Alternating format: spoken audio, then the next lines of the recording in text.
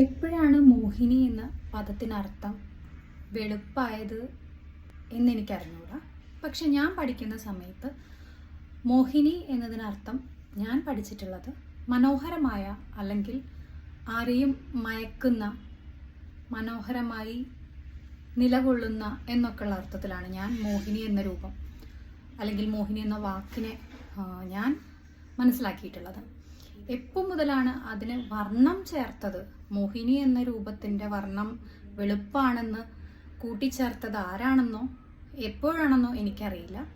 പക്ഷേ അങ്ങനെ ഒരു അറിവ് നമ്മുടെ പുതിയ തലമുറയിലേക്ക് പകർന്നു കൊടുക്കാതിരിക്കുക. മോഹിനി എന്ന് പറഞ്ഞു കഴിഞ്ഞാൽ ഏറ്റവും മനോഹരമായ എന്നാണ്. കാർവർണ്ണൻ്റെ കറുത്ത നിറത്തെ ആരാധിക്കുന്ന നമ്മൾ വിഷ്ണുവിൻ്റെ, മഹാവിഷ്ണുവിൻ്റെ അനന്തശയനത്തെ മതിവരുവോളം കൊതിയോടെ ഭക്തിയോടെ ആരാധിക്കുന്ന നമ്മൾക്ക് എങ്ങനെയാണ് കറുപ്പ് ഒരു വിരുദ്ധമാകുന്നതെന്ന് അറിയുന്നില്ല. ആനപ്രേമികൾക്ക് കറുപ്പ് ഒരു പ്രശ്നമല്ലാത്തതും ഇതേ മനോഹാരിത കൊണ്ടാണ്. അവിടെയെല്ലാം കറുപ്പിനെ ഇഷ്ടപ്പെടുന്നവരാണ് നമ്മൾ. കറുപ്പിനോട് വല്ലാത്ത പ്രേമമുള്ളവരാണ് നമ്മൾ. അല്ലെങ്കിൽ കറുത്ത വർണ്ണത്തോട് അത്രയും ഇഴുകിച്ചേർന്ന് ജീവിക്കുന്നവരാണ് നമ്മൾ. പക്ഷേ ഒരു മോഹിനി ആട്ടത്തിനെ മാത്രം എന്തുകൊണ്ട് മോഹിനിയാണ് അല്ലെങ്കിൽ മോഹിനി വെളുത്തിട്ടാണ് ഇരിക്കുക എന്നുള്ള ഒരു തെറ്റായ വ്യാഖ്യാനം പുതിയ തലമുറയിലേക്ക് പകർന്നു കൊടുക്കുന്നത് ഒരു അധ്യാപിക തന്നെയാണെന്നറിയുമ്പോഴാണ് വളരെ വിഷമം തോന്നുന്നത്. ബാഹ്യ സൗന്ദര്യം മാത്രമാണ് ഈ കറുപ്പും വെളുപ്പും എന്നുള്ള കാര്യം ആദ്യം നമ്മുടെ കുഞ്ഞുങ്ങളെ പറഞ്ഞു പഠിപ്പിക്കുക. പക്ഷെ എനിക്ക് തോന്നുന്നു ഈ